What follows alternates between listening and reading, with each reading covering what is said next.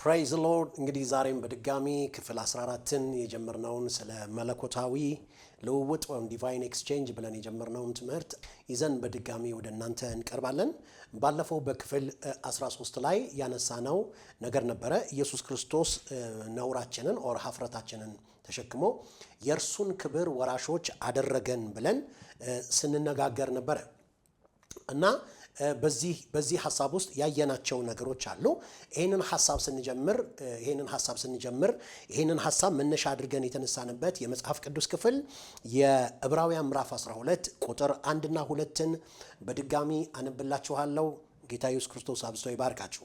እንደዚህ ይላል፣ እንግዲህ እነዚህን የሚያክሉ ምስክሮች እንደ ደመና በዙሪያችን ካሉልን እኛም ደግሞ ሸክምን ሁሉ ቶሎም የሚከበንን ኃጢአትን አስወግደን የእምነታችንንም ራስና ፈጻሚውን ኢየሱስን ተመልክተን በፊታችን ያለውን ሩጫ በትዕግስት እንሩጥ። እርሱ ነውርን ንቆ በፊቱም ስላለው ደስታ በመስቀል ታግሶ በእግዚአብሔር ዙፋን ቀኝ ተቀምጧልና። ኢየሱስ ጌታ ነው። ምንድነው የሚለው?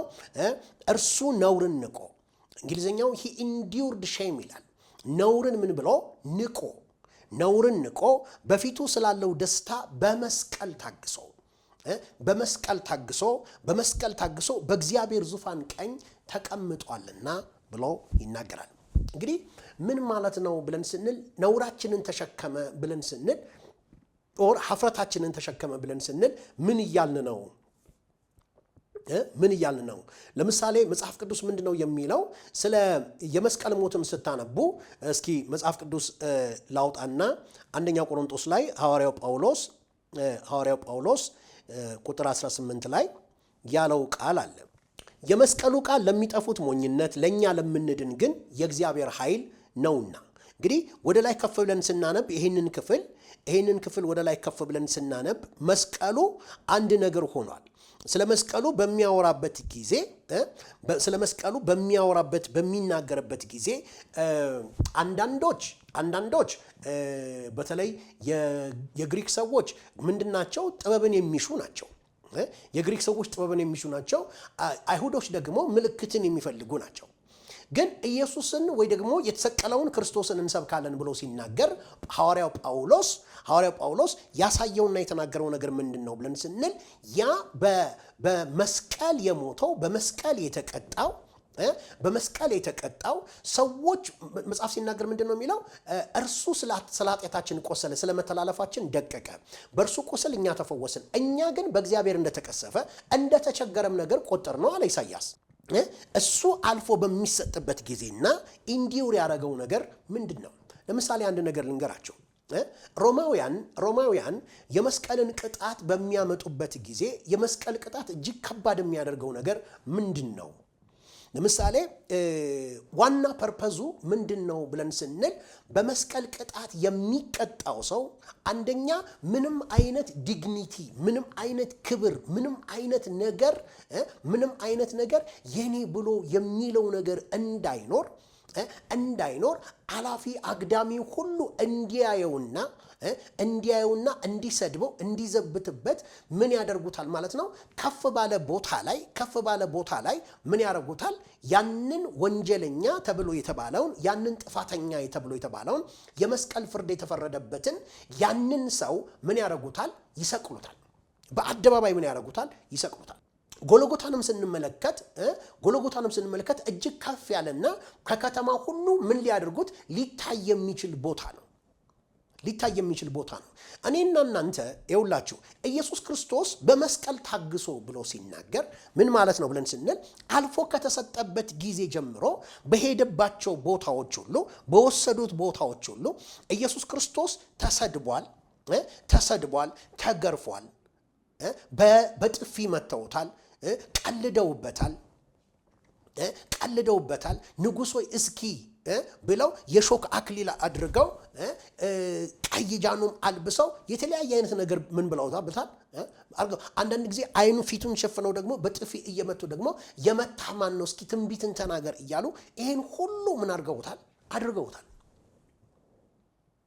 ኢየሱስ ክርስቶስ ኢንዲዩር ያደረገውን ነገር እያንዳንዱን ነገር ስንመለከት ፊልጵስዩስ ላይ ምንድነው የሚለው? እስኪ ሐዋርያው ጳውሎስ ፊልጵስዩስ ምዕራፍ 2 ላይ አንድ የሚለን ነገር አለ። ተመልከቱ ቁጥር 5 ላይ በክርስቶስ ኢየሱስ የነበረ ይህ ሐሳብ በእናንተ ዘንድ ደግሞ ይሁን። እርሱ በእግዚአብሔር መልክ ሲኖር ሳለ ከእግዚአብሔር ጋር መተካከልን መቀማት እንደሚገባ ነገር አልቆጠረውም። ነገር ግን የባሪያን መልክ ይዞ በሰው ምሳሌ ሆኖ ራሱን ባዶ አደረገ።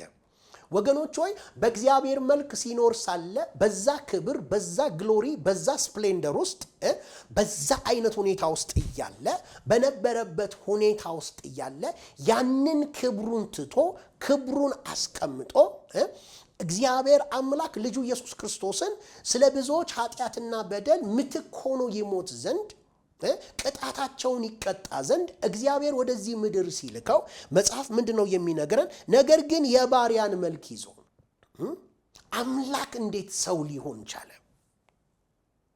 ሰማይና ምድር የማይችለው ሰማይ ዙፋኔ ነው፣ ምድር የእግሬ መረገጫ ነው ያለው እርሱ እንዴት በሰው መልክና በሰው አምሳል ተወስኑና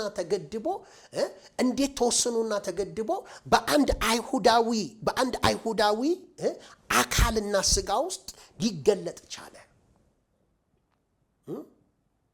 ብለን ስንጠይቅ ልንጠይቅ የሚገባው ነገር ምንድነው ብለን ስንል ምንድነው ይሄ ሁሉ የሆነበት ምክንያት? የመጀመሪያው የእግዚአብሔር ፍቅር ነው። የመጀመሪያው እግዚአብሔር ለሰው ልጆች ያለው ፍቅር ነው። እግዚአብሔር ለኔና ለናንተ ያለው ፍቅር ነው። ሁለተኛው the consequence of sin ነው። ኃጢአት ያመጣውን ጉዳት፣ ኃጢአት ያጠፋውን ጥፋት ነው የምናደርገው የምናየው። ኃጢአት በሰው ልጆች ላይ ያመጣውን ዲስትራክሽን፣ በሰው ልጆች ላይ ያመጣውን ባርነት፣ በሰው ልጆች ላይ ያመጣውን ጭቆና ከክብር አውጥቶ ምርኮኞች ያደረገ ለእግዚአብሔር ከመገዛት ይልቅ የሰው ልጅ ከክብሩ ወርዶ ለተለያየ አይነት ነገር ለመገዛት የሚሆን የባርነት እሳቤና ማንነት ውስጥ እንዲገባ ያደረገው ነገር ምንድነው ብለን ስንል ይሄ ኃጢአት ብለን የምንለው ነው። ነገር ግን ተመልከቱ ኢየሱስ ደቀ መዛሙርቱ ምን አላቸው? ነፍሱን ስለ ወዳጆቹ አሳልፎ ከመስጠት ከዚህ የሚበልጥ ፍቅር ለማንም የለውም ማለት። ኢየሱስ ራሱን ሊሰጥ ስለኔና ስለናንተ መጣ። ስለዚህ ምን ማለት ነው ብለን ስንል ነገር ግን የባሪያን መልክ ይዞ በሰው ምሳሌ ሆኖ ራሱን ባዶ አደረገ፣ በምስሉም እንደ ሰው ተገኝቶ ራሱን አዋረደ። ማለት ከዛ ክብር ከዛ ግሎሪ ወርዶ የባሪያን መልክ ይዞ መጽሐፍ ሲናገር በምስሉም እንደ ሰው ተገኝቶ፣ ሰው ሊሆን የማይገባው ሰው ሊሆን የማይችል ነገር ግን ሊሆን የማይችለው ተችሎ አምላክ መለኮት ሰው ሆኖ በስጋ ተገልጦ የባሪያን መልክ ይዞ መጥቶ በፍጥረቱ እጅ አልፎ ተሰጥቶ እሱ ለሞትም ይሁን ለመስቀል ሞት እንኳን የታዘዘ ሆነ። የመታዘዙ ኤክስቴንት የመታዘዙ ጥግ ምንድነው ብለን ስንል ለሞት እስከ ሞት ለመስቀል ሞት እንኳን የታዘዘ ሆነ ብሎ ይናገራል።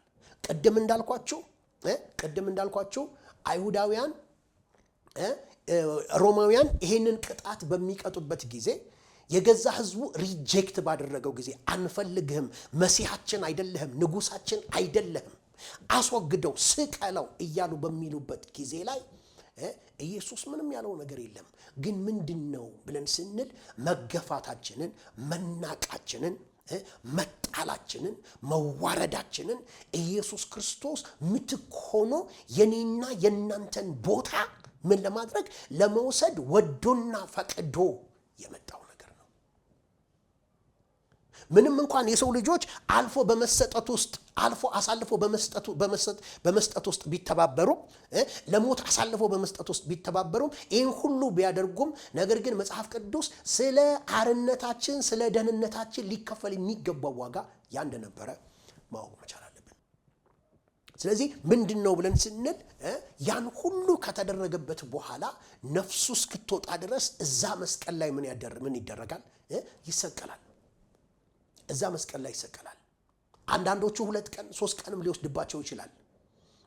ግን ምንድነው ብለን ስንል ወገኖች ሆይ እኔና እናንተ ዛሬ አንዳንድ ሰዎች እንደሚስሉት በኢየሱስ ክርስቶስ ስቅለት ጊዜ እንደሚሳለው አይነት ብጣቂ ጨርቅ ነገር የሆነ ቦታ ላይ አስቀምጠው ነው መጽሐፍ ቅዱስ ራቁቱን እንደተሰቀለ ነው የሚነግረን። አላፊ አግዳሚ ሁሉ የሚዘባበትበት አላፊ አግዳሚ ሁሉ የሚናገረው ያ የተሰቀለው አካል ክብር ብሎ የሚለው ነገር በሙሉ እንዳይኖረው ሮማውያን ይሄንን ስሜት እንዲሰማው ነው የሚቀጡት ቅጣት ሌሎቹ እንዲፈሩ ሌሎቹ እንዲገዙላቸው የሚያደርጉበት አንዱ መንገድ ምንድነው ብለን ስንል የመስቀል ሞት ነው። ለዚህ ነው መጽሐፍ ሲናገር ይሄውም የመስቀል ሞት እንኳን የታዘዘ ሆነ።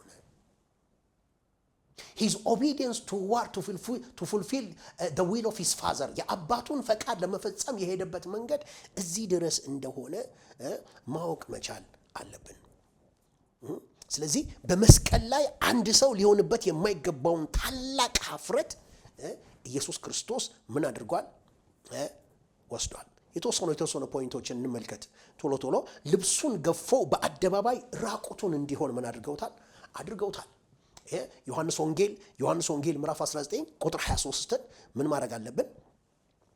ማየት አለብን። ሁለተኛ ቀልደውበታል፣ አሹፈውበታል፣ ምራቃቸውን ምን አድርገውበታል? ተፍተውበታል። ማቴዎስ ወንጌል ምዕራፍ 27 ስናነብ የምናገኘው ክፍል ነው። ማቴዎስ ወንጌል ምዕራፍ 27 ከ29 እስከ 31 የምንመለከተው። ሶስተኛ እንደ ትልቅ ወንጀለኛ ተቆጥሮ ወንጀለኛው ተፈቶ በርባን ተፈቶ እርሱ አልፎ ተሰጠ። ጲላጦስ ሊፈታው ወስኖ ሳለ ያላቸው አንድ ነገር ነው። በዚህ ጊዜ አንድ ሰው ይፈታል፣ በበዓል ጊዜ የሚፈታላቸው ሰው አለና ኢየሱስን ሊያድነው ስለፈለገ የጠየቃቸው ጥያቄ አንድ ነገር ነው። አንድ ሰው ፈታላችኋለሁና ማንን ልፍታላችሁ? በርባንን ልፍታላችሁ ወይስ ኢየሱስን ልፍታላችሁ አላቸው። ያሉት በሙሉ በአንድ ድምጽ ምንድነው? በርባንን ምን አርጋለን? ፍታልን። ንጹሑ ታስሮ ቅዱሱ ታስሮ በርባን አመፀኛውና ወንጀለኛው ጥፋተኛው ሁከተኛው እሱ እንዲለቀቅ በዚህኛውስ ላይ ምን ላድርግ? በመሲሁስ ላይ ምን ላድርግ? በኢየሱስ ላይ ምን ላድርግ ብሎ ባለ ጊዜ በሙሉ በአንድ ድምጽ ያሉት ምንድነው? ስቀለው ያላቸው ቃል ምንድነው? መጨረሻ ላይ እነሆ ሰውየው ብሎ ነው ምን ያረጋቸው? አሳልፎ ምን ያረጋቸው? የሰጣቸው። እናንተ እንደ ሕጋችሁ አድርጉ። እነሆ ሰውየው። ስለዚህ እሱን ወስደው ምንድን ያደረጉት? ወስደው ለመስቀል ነው የሄዱት። ያ ማለት ግን ምንድነው ብለን ስንል ኢየሱስ ክርስቶስ አልፎ መሰጠቱም በርባን መፈታቱም አንዱ የእግዚአብሔርን ጸጋ የምናይበት መንገድ ነው።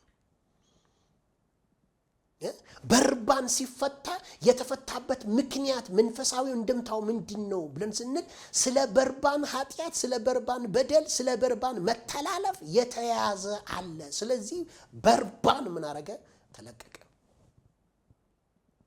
ወገኖቹ እኔና እናንተ አንድ በርባንን የምናይ ከሆነ ተሳስተናል። የሰው ልጆች በኃጢአት ምክንያት ባደረጉት በደል ምክንያት ሰው ሁሉ በእግዚአብሔር ፊት በዚህ አይነት አይን የሚታይ ነው። እኔና እናንተ ሁላችንም ምናልባት በርባን ባደረገው ወንጀል ባደረገው ነገር ባደረገው ሕግ መተላለፍ ምክንያት ታስሮ ሊሆን ይችላል። እኔና እናንተም ደግሞ የመጀመሪያው አዳም በመተላለፉና ኃጢአት በመስራቱ ምክንያት በዛ ምክንያት እኔና እናንተ ለኃጢአት ባርነት አልፈን እንድንሰጥ ተደርገናል። ክብር ለጌታ ይሁን። ስለዚህ ኢየሱስ ክርስቶስ ይሄንን መከራ ነው ምን ያደረገው? የተቀበለው። አራተኛ ምንድነው የሚለው? ራሱን በበትር ምን አደረጉት? መቱት። በራሱም ላይ ደግሞ የሾክን አክሊል አደረጉ። ይሄ ሁሉ ኢየሱስ ክርስቶስ ስለኔና ስለ እናንተ የተካፈለው መከራ የተካፈለው ነገር እንደሆነ ማወቅ መቻል አለብን። ኢሳይያስ ለዚህ ነው የተናቀ ከሰውም የተጠላ ነው። የተናቀ ሰዎች ሁሉ የናቁት ከሰውም የተጠላ የሕማም ሰው ደዌንም የሚያውቅ ሰውን ፊቱን እንደሚሰውርበት የተናቀ ነው። ሃሌሉያ። ያ ማለት ምን ማለት ነው ብለን ስንል የኔና የናንተን አለመፈለግ፣ የኔና የናንተን ቦታ ማጣት የኔና የናንተን በየትኛውም አይነት ነገር አልበቃም፣ አልችልም፣ በዚህ ቦታ ተፈላጊ አይደለሁም፣ በዚህ ቦታ እንደዚህ አይነት ቦታ የለኝም ብለን የምንለው ነገር በሙሉ ኢየሱስ ክርስቶስ ምትክ ሆኖ ስለኔና ስለ እናንተ ዋጋ ከፍሏል። ኢሳይያስ ያለን ይሄንን ፐርሰናላይዝ ማድረግ መቻል አለብን። ኢየሱስ የተናቀው ለኔና ለናንተ ነው። ኢየሱስ የተጠላው ለኔና ለናንተ ነው። ኢየሱስ የህመም ሰው ደዌን የሚያቅ የሆነው ለኔና ለናንተ ነው። ሰው ፊቱን እንደሚሰውርበት የተናቀ ነው። የሚፈልገው ያጣ፣ ፈላጊ ያጣ። ኢየሱስ እኮ አላቸው ደቀ መዛሙርቱን እናንተ ሁላችሁ ትታችሁኝ ሁላችሁም ወደ ቤታችሁ የምትሄዱበት ሰዓት ደርሷል አለ። ነገር ግን የላከኝ አብ ከኔ ጋር ነውና ስለዚህ ብቻዬን አይደለሁም ብሎ ሲናገር ነው ያለን። ስለዚህ የገዛ ደቀ መዛሙርቱ እንኳን ትተውት ከፍርሃት የተነሳ ከሁኔታዎች የተነሳ ትተውት ምን አድርገዋል? ሄደዋል። ይህን ሁሉ ምን እናደርጋለን? እናያለን።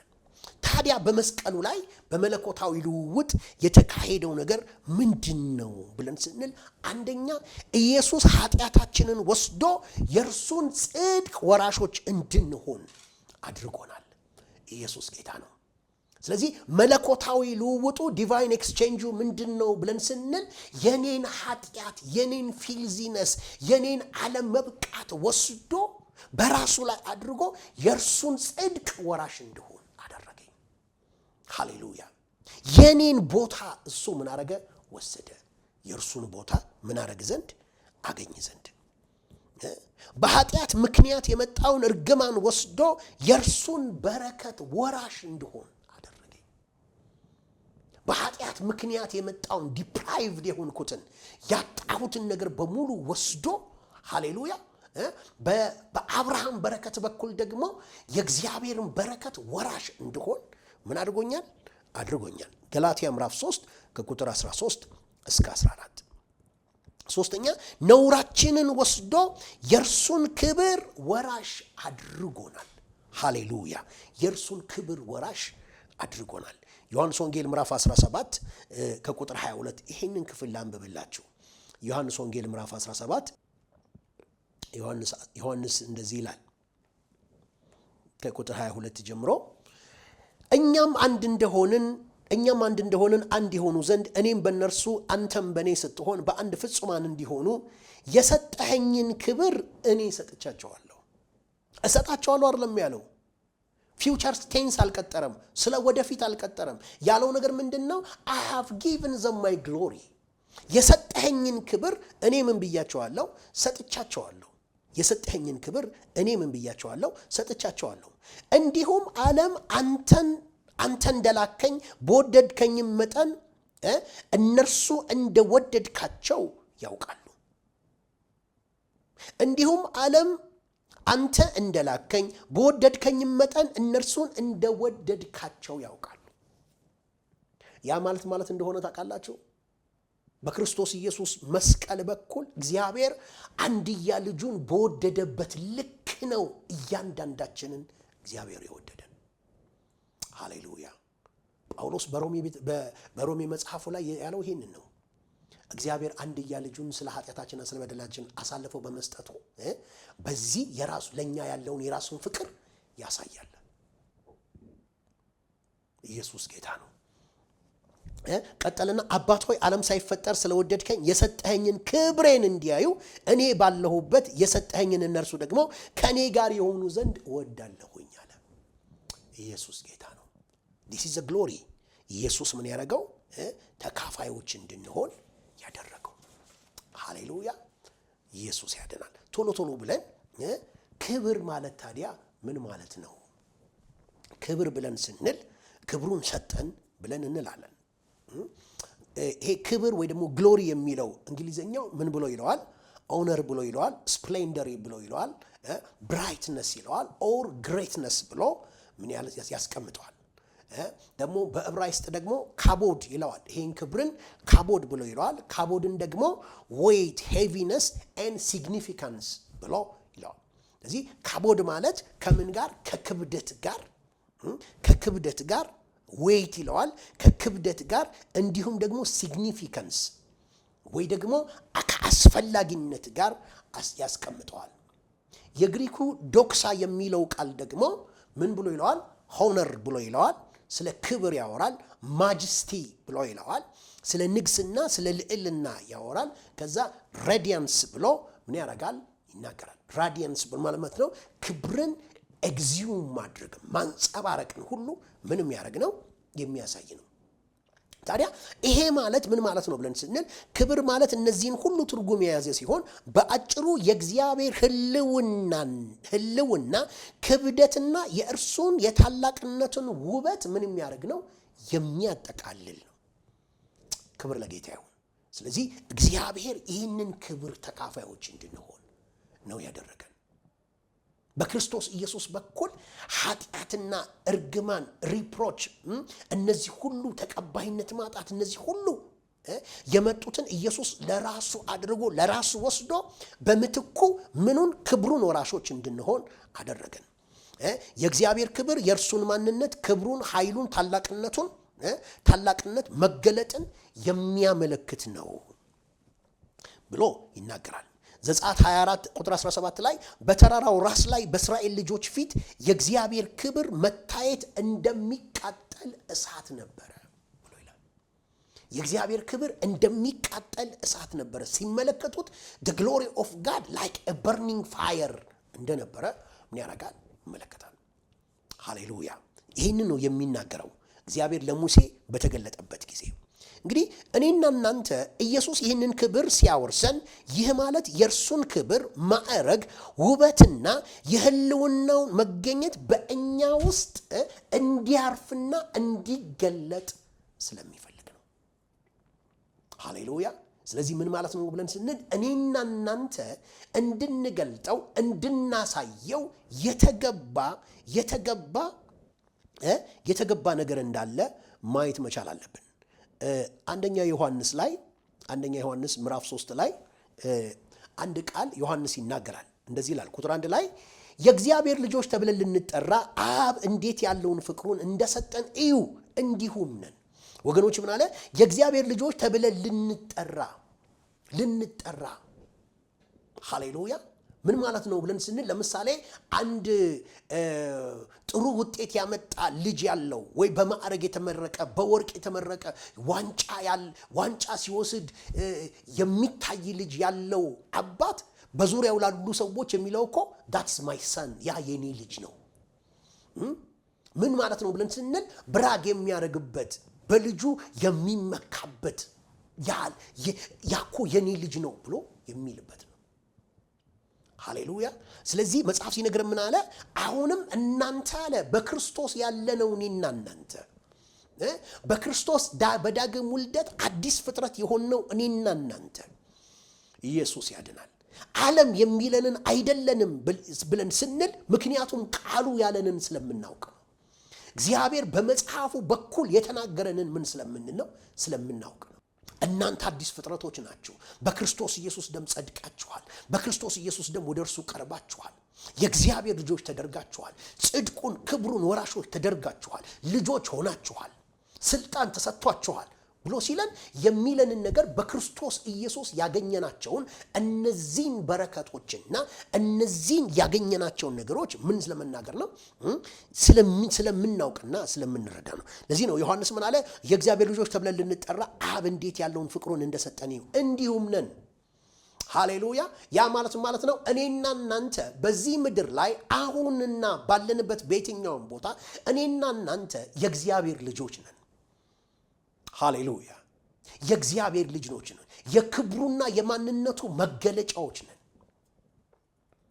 አሜን። የእግዚአብሔር መታያዎች ነን። የእግዚአብሔር አድራሻዎች ነን። እግዚአብሔር በእናንተ አይን ያያል። እግዚአብሔር በእናንተ እጅ ለሌሎች ይደርሳል። እግዚአብሔር በእናንተ አፍ ይናገራል። ሃሌሉያ! The church become the extension of Christ. ቤተ ክርስቲያን የአካል ሃሌሉያ! እርሱ ለቤተ ክርስቲያን ራስ እንዲሆን ሰጠው። እርሷም ሁሉን በሁሉ የሚሞላ የእርሱ ሙላቱ ናት አለ። ታውቃላችሁ አይደል? መጽሐፍ ሲናገር እርሱን ለቤተ ክርስቲያን ራስ እንዲሆን ሰጠው። ክብር ለጌታ ይሁን። ለቤተ ክርስቲያን ከእንደገና ስጦታ ተደርጎ ኢየሱስ ተሰጥቷል። ምን እንዲሆን? ራስ እንዲሆን፣ የበላይ እንዲሆን፣ የሱ ክብር መገለጫዎች እንድንሆን፣ እርሷም ሁሉም በሁሉ የሚሞላ የእርሱ ሙላቱ ናት። ታውቃላችሁ አይደል? እኔና እናንተ የክርስቶስ ሙላቶች ነን። ክብር ለጌታ ይሁን። we are complete in him። በእርሱ ፍጹማኖች ተደርገናል። የክብሩና የማንነቱ መገለጫዎች ተደርገናል። ኢየሱስ ያድናል። ግን ምን አለ? ስለዚህ ምክንያት ዓለም እርሱን ስለማያውቀው እኛን አያውቀንም። ዓለም እርሱን ስለማያውቀው እኛን አያውቀንም። ወገኖች ሆይ ዓለም አይወቃችሁ እንጂ እናንተ ግን ራሳችሁን በእግዚአብሔር ቃል እውነት ማወቅ መቻል አለባችሁ። ሃሌሉያ። ዮሐንስን መጡና ምን አሉት? ለላኩን እንመልስ ዘንድ አንተ ማን ነህ ብለው ጠየቁት መጥምቁ ዮሐንስን። እሱም መለሰ አልካደምም አለ። እኔ በምድረ በዳ የሚጮህ ድምፅ ነኝ አለ። ያ ማለት ነው በነቢዩ ኢሳይያስ የተጻፈውን ያ ድምፅ ነኝ እንጂ እኔ እሱን አይደለሁም። ክብር ለጌታ ይሁን። እኔ እሱን አይደለሁም። ሃሌሉያ። ስለዚህ ምን ማለት ነው? he is able to define himself based on the word of God። በእግዚአብሔር ቃል ራሱን ለሚጠይቁት ዲፋይን ማድረግ ችሏል። ዛሬ እኔና እናንተ በዙሪያችን የሚጠይቁን አካላት አሉ፣ የሚጠይቀን ሁኔታ አለ። can we define ourselves based on the truth of the word of God? በእግዚአብሔር ቃል እውነት እኔና እናንተ ራሳችንን ዲፋይን ማድረግ እንችላለን ወይ? አትችልም ለሚልህ ነገር መልስህ ምንድን ነው? አትችይም ለሚልሽ ነገር መልስሽ ምንድን ነው? ያለው ምንድን ነው ብላችሁ ስትሉ የእግዚአብሔር ልጆች ተብለን ልንጠራ አብ እንዴት ያለውን ፍቅር እንደሰጠን እዩ ነው ያለው። ያ ማለት ነው የእግዚአብሔር ልጆች ተብሎ እኮ መጠራት ወንድሞቹ የእግዚአብሔር ፍቅር መገለጫ ነው። that's my son፣ that's my daughter፣ እሷ ልጄ ናት፣ እሱ ልጄ ነው እያለ ምን ያደርጋል? ኢየሱስ ያድናል፣ ብራግ ያደርጋል። ወንድሞች ብሎ ሊጠራባቸው ምን አይልም ማለት አያፍርባቸውም ማለት። ወንድሞች ብሎ ሊጠራብን ምን አይለንም? አያፍርም። ክብር ለጌታ ይሁን። የእግዚአብሔር ቤተሰቦች ተደርገናል። ትላንት የሚያሳፍረን ትላንት ነውር የነበረው ነገር በሙሉ ከኛ ህይወት ውስጥ ምን ሆኗል? ተወግዷል። ክብር ለጌታ ይሁን። ኢየሱስ ያድናል። ስለዚህ ይሄንን ነው አንደርስታንድ እንድናደርግ የሚፈልገው። በክርስቶስ ኢየሱስ ያገኘነውን አዲሱን ማንነታችንን ምን ማድረግ መቻል አለብን? ይሄ the sense of guilt ይውላችሁ ወገኖች ሆይ ሰይጣን he knows that በእጁ ላይ ምንም አይነት መሳሪያ እንደሌለ ያውቃል። እኔና እናንተን የሚያጠቃበት ሌጋል ግራውንድ እንደሌለው ያውቃል። ለምን?